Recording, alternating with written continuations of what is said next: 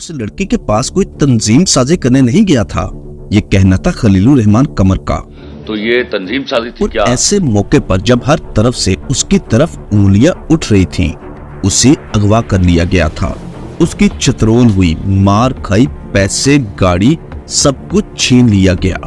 कई घंटे हब्से बेजा में रखा और जब वो मंजर-ए-आम पर आया तो अपने किए पर शर्मिंदा होने की बजाय दूसरों पर कीचड़ उछालने की अभी भी कोशिश कर रहा है। खलीलुर रहमान कमर ने तंजीम साजी का इसलिए कहा क्योंकि आपको याद होगा कि मुस्लिम लीग नून के रहनुमा तलाल चौधरी के साथ भी ऐसा ही वाकया पेश आ चुका है। जब वो साथी सियासतदान के घर रात के वक्त गए और जब उसके भाइयों ने उसे पकड़कर मारा तो तलाल चौधरी ने कहा था कि मैं तंजीम साजी के लिए आया था। मैनू इन्होंने तंजीम साजी वास्ते बुलाया। जबकि खलीलुर रहमान कमर साहब रात के 12 बजे लड़की से फोन पर चैट करके उसके घर रात 4 बजे पहुंचा ड्रामा बनाने के लिए, क्योंकि डॉक्टरों ने उसे दिन के वक्त बाहर निकलने से मना कर रखा है। उसे कोई ऐसी बीमारी लग चुकी है कि वो सूरज की रोशनी में बाहर नहीं निकल सकता। बीमार हूँ और मुझे डॉक्टर ने 5 साल के लिए धूप में जाने से मना कर दिया। और जब ये सब बातें बताई, फिर उसी प्रेस कॉन्फ्रेंस के थोड़ी देर बाद मीडिया के सामने सहाफियों के सवालात का सूरज की रोशनी में जवाब देते नजर आया। खलील साहब, ये क्या चल रहा है? अल्लाह पाक ने आपको बेपनाह इज्जत, शोहरत, दौलत और मुकाम दिया। आपने अपनी इज्जत, शोहरत और दौलत के नशे में खुद का क्या हशर कर लिया। दूसरों पर हर वक्त तनकीद करने वाला कि फलां ने मेरे खिलाफ ट्वीट की, फलां अच्छे कपड़े नहीं पहनती, फलां घटिया इंसान है, फलां ऐसा, फलां वैसा। सबक अमर को, मेरा नहीं ख्याल मैं अब उसके साथ काम करूंगा। वो जिस तरह के बेहुदा कपड़े पहनती है, वो तो मुझे फोन करके लड़ सकती थी मेरे साथ। उसको इतना गलीज ट्वीट करने की क्या जरूरत थी? नुमान इजाज, वो इस काबिल ही नहीं है वो आदमी।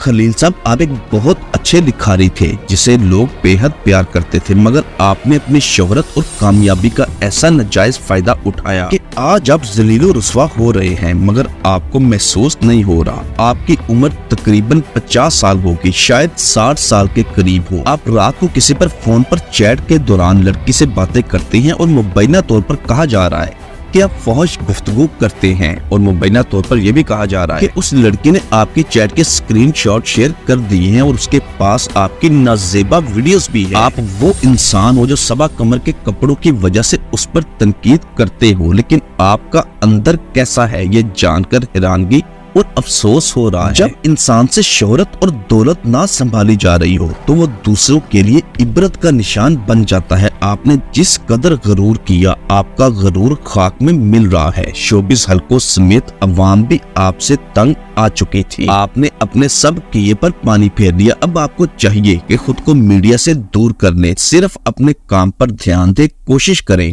कि इंडस्ट्री में आपको काम मिल जाए। आप खुद को इल्हामी शायर कहते हैं कि मुझे आमद होती है, इल्हाम होता है। आपका ये भी कहना था कि मैं गालिब या इल्लामा इकबाल से भी बड़ा शायर हूँ। आपकी हर बात में गरूर, तकब्बुर झलकता था। अब देखें, अल्लाह पाक जब किसी को बेइज्जत करने पर आ जाए तो कोई ऐसा नहीं जो उसे बेइज्जत होने से बचा सके। खलीलुर रहमान कमर, जिसकी शोहरत का चर्चा पूरे पाकिस्तान समेत इंडिया में भी है, जिसकी कलम से लिखा गीत जरूरी था, जिसे अब तक तकरीबन 2 अरब लोग देख चुके हैं, ये पाकिस्तान की हिस्ट्री का सबसे ज्यादा मशहूर गीत साबित हुआ। ना सिर्फ पाकिस्तान बल्कि बॉलीवुड में भी चंद मशहूर गीतों में से ये एक है। खलीलुर रहमान कमर जो हर दूसरे इंसान को खुद से कमतर समझता है, जबकि दावा ये करता है कि वो ऐसा नहीं है। अब मुबैना तौर पर कहा जा रहा है कि उस लड़की ने खलीलुर रहमान कमर के साथ जो चैट की थी उसके स्क्रीनशॉट वायरल कर दिए हैं और वो वीडियो भी मंजर-ए-आम पर आएगी। वल्लाहु आलम, अल्लाह बेहतर जानता है, लेकिन खलीलुर रहमान कमर के रवैये, उनके तकब्बुर और गरूर ने सब कुछ तबाह बर्बाद करके रख दिया। उससे शोहरत और अरूज संभाला नहीं गया। अगर खलीलुर रहमान कमर साहब ने अपना चाल चलन तब्दील नहीं किया तो अब देखेंगे कि वो इंडस्ट्री में और हमारे मुआशरे में एक ऐसी मिसाल बनेगा कि इंसान का गरूर कैसे किसी को अर्श से फर्श पर गिराता है। खलीलुर रहमान कमर साहब का अंदाज़े गुफ्तगू बहुत ही तकब्बुराना है, जो खुद के हर कॉल फेल को वाजिब समझता है और दूसरों की एक ट्वीट पर उसे पूरी दुनिया के सामने बेइज्जत करता चला जाता है। अगर खलीलुर रहमान कमर साहब की जाती जिंदगी और उनके फनी सफर पर बात की जाए तो मालूम होता है कि खलील साहब 16 दिसंबर 1962 को लाहौर के इलाके शादमां बाग में पैदा हुए। गवर्नमेंट कॉलेज से तालीम हासिल की। छठी जमात से बच्चों के मैगजीन के लिए लिखना शुरू किया। गवर्नमेंट कॉलेज लाहौर से बीकॉम और कॉमर्स में मास्टर्स किया। बकौल खलील साहब कि वो अभी 9वीं जमात के स्टूडेंट थे, उसने गीत जरूरी था कि शायरी लिख ली थी। कॉमर्स में मास्टर्स करने के बाद नेशनल बैंक में जॉब शुरू कर दी। कुछ अरसा नेशनल बैंक में जॉब की, फिर बाद में बैंक ऑफ पंजाब में एक अच्छे ओहदे पर फाइज हो गए। 1985 में पसंद की शादी की, मामू की बेटी से शादी हुई। बीवी का नाम रूबी नाज। बैंक की जॉब में दिल नहीं लगा और छोड़ दी।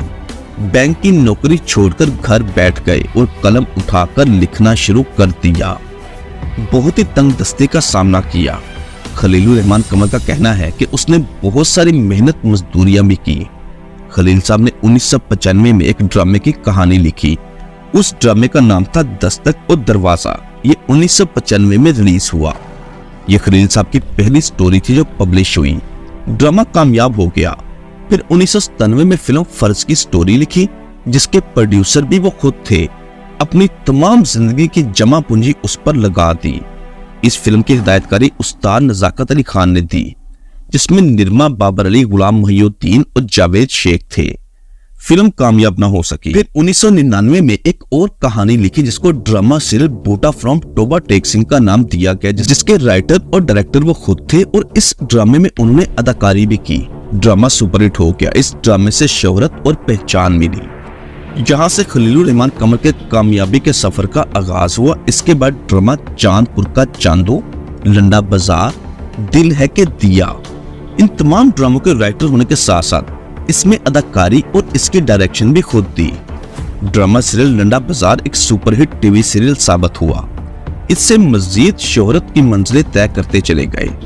2005 की फिल्म कोई तुझसा कहां, 2009 की दिल्ली के बांके, 2013 में ड्रामा सीरियल प्यारे अफसल, जिसकी कहानी ने तहलका मचा दिया।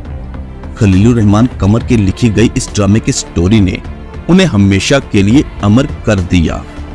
मोहब्बत की ये सच्ची कहानी किसी और की नहीं बल्कि खलीलुर रहमान कमर की थी और ये ड्रामे का नाम था सदके तुम्हारे, जो 2014 में रिलीज हुआ। इस ड्रामे में खलीलुर रहमान कमर ने खुद की और अपनी बीवी रूबी नाज की मोहब्बत की दास्तान को सारी दुनिया के सामने रखा। 2017 में ड्रामा सीरियल मोहब्बत तुमसे नफरत है और 2019 का ड्रामा मेरे पास तुम हो, जिसने खलील साहब को हमेशा के लिए अमर किया और इसी से कमाल बुलंदी पर जा पहुंचे।